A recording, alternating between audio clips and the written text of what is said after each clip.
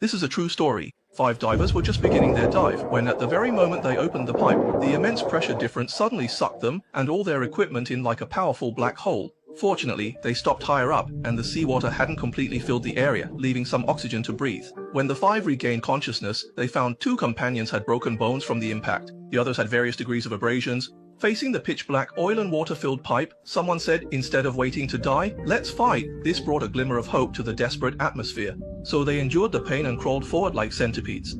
An hour later, Chris at the front noticed the water level rising. Moving forward requires diving into the water, but the diving equipment for 5 people was long gone. Even worse, the distance ahead was unknown and 2 teammates were injured. Any mistake in the water could mean death for everyone. Chris made the decision to dive alone, promising to return with help if he managed to make it out safely. If he didn't return, it meant he had perished. As Chris felt the suffocation growing stronger, he reached a second air chamber.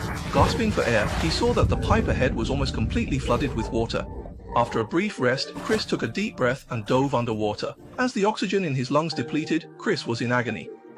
Luckily, his hand suddenly touched something.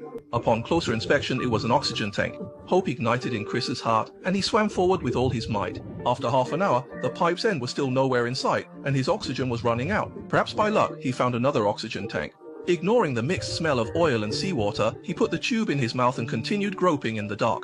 After more than 20 minutes, Chris was thrilled to find he had reached a bend in the pipe. With a mix of anxiety and excitement, he swam upward. Success or failure hinged on this. Shortly after Chris broke the surface of the water, he used all his strength to call for help. By this time, over 2 hours had passed since they were sucked into the pipe. Colleagues on the ship noticed something was wrong and entered the diving bell to search. They found Chris just in time. Once rescued, Chris informed his colleagues about the situation inside the pipe and pleaded with the oil company to organize a rescue. He then collapsed from exhaustion and fell into a coma.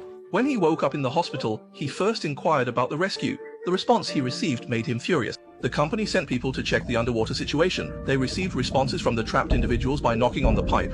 However, the pipe was so narrow that a rescue operation would be impossible without first dismantling the entire pipe. To protect the company's interests, the higher-ups decided to abandon the rescue. 5 days later, the oil company announced that all 4 trapped individuals had died. A forensic autopsy later revealed that they had held on until the 4th day, ultimately dying in despair. This should have been a world-shocking successful rescue case, but it turned into a tragedy due to greed. The sole survivor took the company to court, but the case remains unresolved, with the trial date postponed to January 2025.